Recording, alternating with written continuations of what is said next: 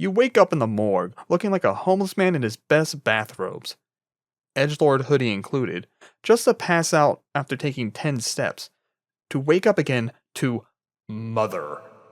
Get told that our semen has super magical powers and that it evaporates faster than water on an Arizona highway. And I'm told that there are only women on the island for whatever reason, not related to why I'm on the island though. And then I'm told to go off and get answers for all my questions to whatever the hell is going on the island from the mayor, who also doesn't tell me anything. And the game never does tell me anything either.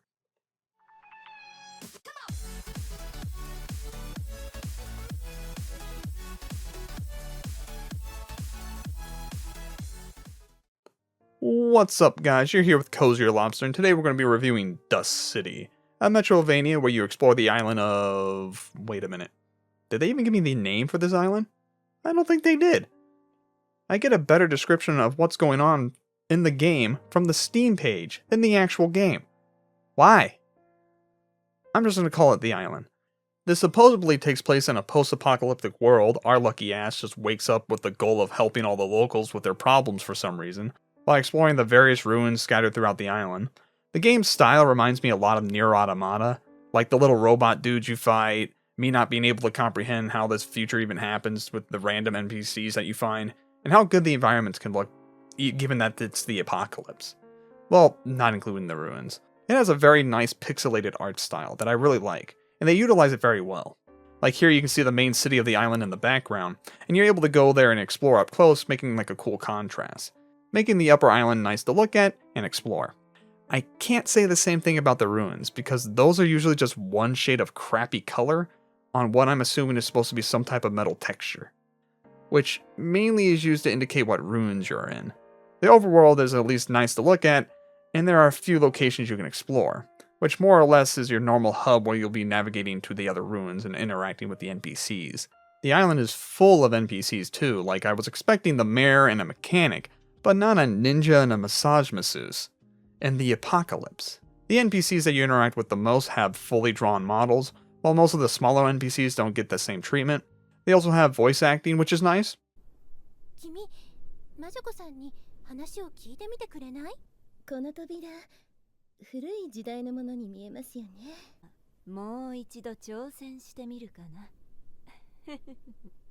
Like most Metrovanias, these guys are just shops where you can buy items and get upgrades with a little bit of interaction. So what can you make with a plastic bottle and some old gunpowder that I found? Also, I think you can sleep with everybody on the island. Oh, I should get this out of the way now.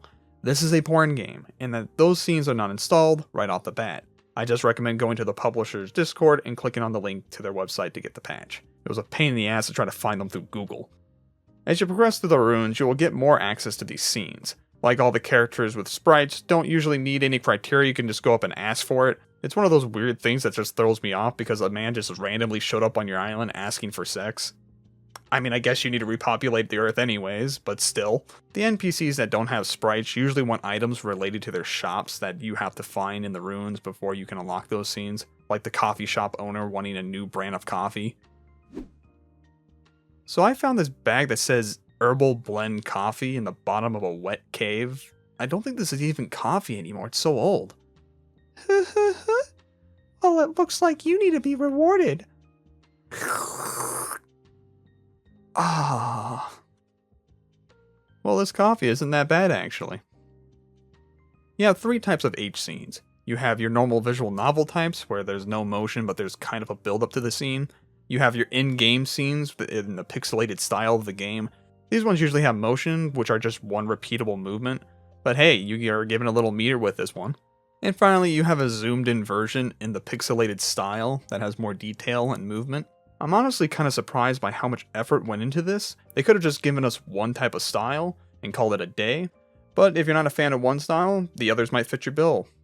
But that being said, all these scenes with motions are usually just one repeating motion, and there's no development that leads to most of these scenes since Protag-kun here just goes up and asks for it. So it's just kind of boring. Also, you have a certain amount of shots in your chamber for these scenes before you need to recharge, which is what these DNA capsules are for. To recharge yourself, you just need to find a bench and receive a hug for all your hard work. I don't know what it is with this scene, but it looks like this man has been dragged down to the abyss and was broken by it. I don't know, this scene just looks kind of tragic, and the only thing that can fix him now is the tight embrace of that woman's massive chest. And I don't know why either, because the gameplay isn't all that hard. Most of the enemies are very simple in design, like most of them just charge at you and that's it. I think there's only a handful of different types of enemies in these ruins. Like, you got the crab boys, the big crab boys, Beyblade hands, these balloon bomber things, and a few others, but all of these enemies are just one note, and don't really do that much damage either. Most of the other Metrovanias that I played, you discover new tools for your guy to use and utilize to help you fight harder and harder enemies as you slowly explore, but that never really happens until the final boss. This game does have that aspect where you find better loot over time, but the enemies never really get any harder. Your main attack you have is your trusty lantern, which shoots little green balls that auto-track onto enemies, which has a limited amount of ammo that will recharge when you're not shooting, so you just can't spam it. You can modify the lantern with up to 4 mods to improve the stats, so starting off it's not good at all really, you're just better off kicking the enemies, but you can eventually upgrade it to be equivalent to an A10 Warthog, making a non-stop stream of bullets. Your special attack usually requires mana, besides your starting one, which is a field goal kick. The guy over here just kicking robots with his bathroom slippers is great. Though you'll find parts throughout the ruins to make new special weapons, like I was mainly using the pipe bomb and drill. The drill was more of a utility weapon, which allowed you to drill open new paths too. You can also upgrade these to do more damage. There's also relics that you can find that you can bring back to the witch that will give your character new abilities. These are more or less classic abilities like getting a bigger jump, being immune to knockback, and my favorite was this guy.